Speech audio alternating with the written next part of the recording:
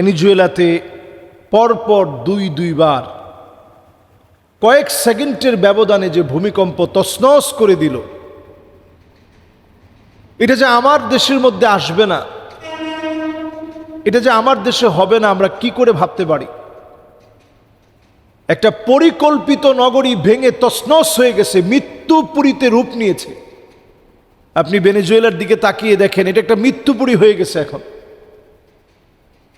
আর সেখানে আমাদের দেশে অপরিকল্পিত নগরায়ন বলতে যা বোঝায় পুরাটাই আমাদের দেশে আছে। এই দেশে যদি এরকম একটা ভূমিকম্প হয়, আমাদের বাঁচার কোনো উপায় নেই। দেশটা পিছিয়ে পড়বে শত শত বছরের জন্য। মানুষ উদ্ধার হওয়া তো দূরে থাক, এই শহর একেবারে বসবাস চলাচলের অনুপযোগী হয়ে যাবে। বিল্ডিংগুলো সব মুখ থুবড়ে পড়বে, সবগুলো সেজদা অবনত হয়ে যাবে।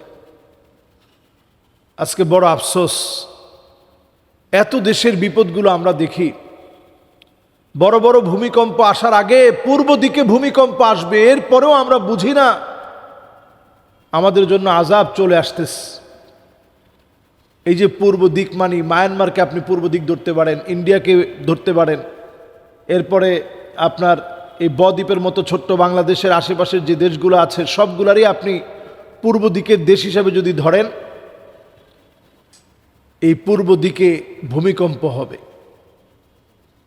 আমরা দেখতে পাচ্ছি একটার পর একটা সিরিজ ভূমিকম্প সারা দুনিয়ার মধ্যে শুরু হয়েছে। জাপানে ভূমিকম্প হলো, এখন ভেনেজুয়েলাতে ভূমিকম্প হলো, মিয়ানমারে ভূমিকম্প হয়েছে, ইন্দোনেশিয়াতে ভূমিকম্প হয়েছে, তুরস্কে ভূমিকম্প হয়েছে, আফগানিস্তানে ভূমিকম্প হয়েছে, অনেক দেশে ভূমিকম্প হয়েছে।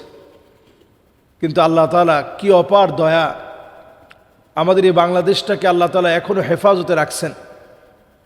কোরআনুল কারীমের একটি আয়াত আপনাদেরকে স্মরণ করিয়ে দিতে চাই। আল্লাহ তাআলা বলছেন, أَوَلَا يَرَوْنَ أَنَّهُمْ يُفْتَنُونَ في كل عام مرة أو مرتين ثم لا يتوبون ولا هم يذكرون। প্রত্যেকটা বছরে আল্লাহ তাআলা এক অথবা একের অধিক আল্লাহ তাআলা বিপদ দিয়ে থাকেন। কখনো কখনো প্লাবন হয়, বন্যা হয়, আবার ভূমিকম্প হয়, ভূমিধস হয়।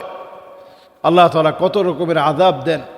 আল্লাহ তাআলা বলেন, গোলাম, আযাব এই জন্য দেই তোমরা যেন তাওবা করে আমি আল্লাহর দিকে ফিরে আসো, আমি আল্লাহকে স্মরণ করো, আমি আল্লাহকে ডাকো, আমি আল্লাহর দিকে আসো। এই জন্য আমি আল্লাহ তাআলা বিপদ দিই।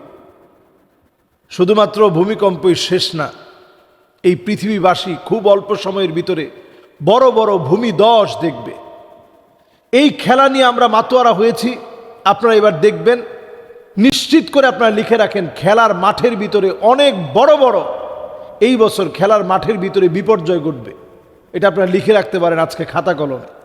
কিভাবে বিপর্যয় ঘটবে এটা আপনারা বিশ্বকাপ শেষ হওয়ার আগ পর্যন্ত দেখতে থাকেন, আপনারা বিপর্যয়গুলো আপনাদের চোখে চোখে আপনারা দেখবেন। আল্লাহ তাআলা মুসলমানদেরকে কাঁদিয়ে এই উল্লাস আর আল্লাহ তাআলা দেখতে চান না।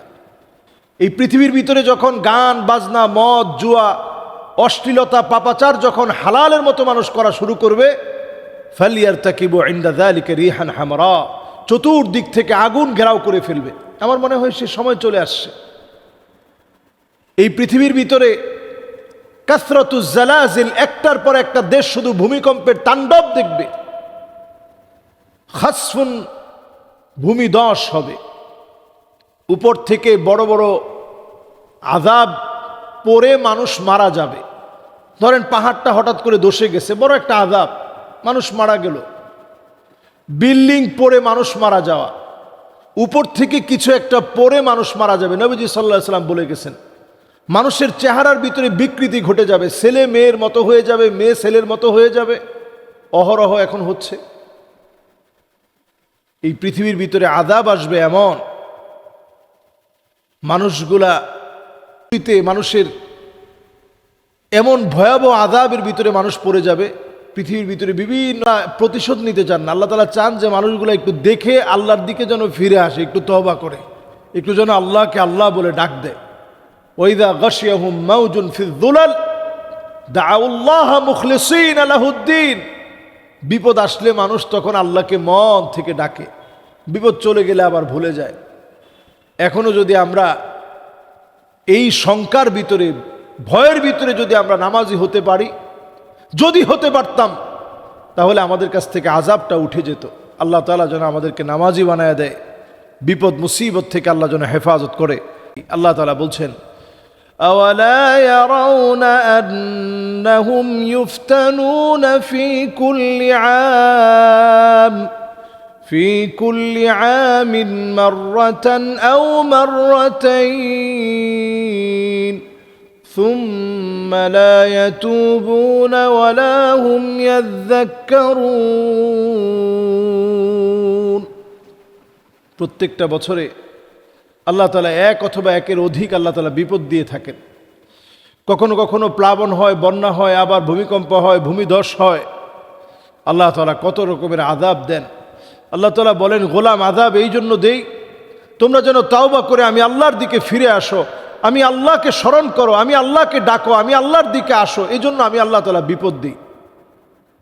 শুধুমাত্র ভূমিকম্পই শেষ না, এই পৃথিবীবাসী খুব অল্প সময়ের ভিতরে বড় বড় ভূমিধস দেখবে।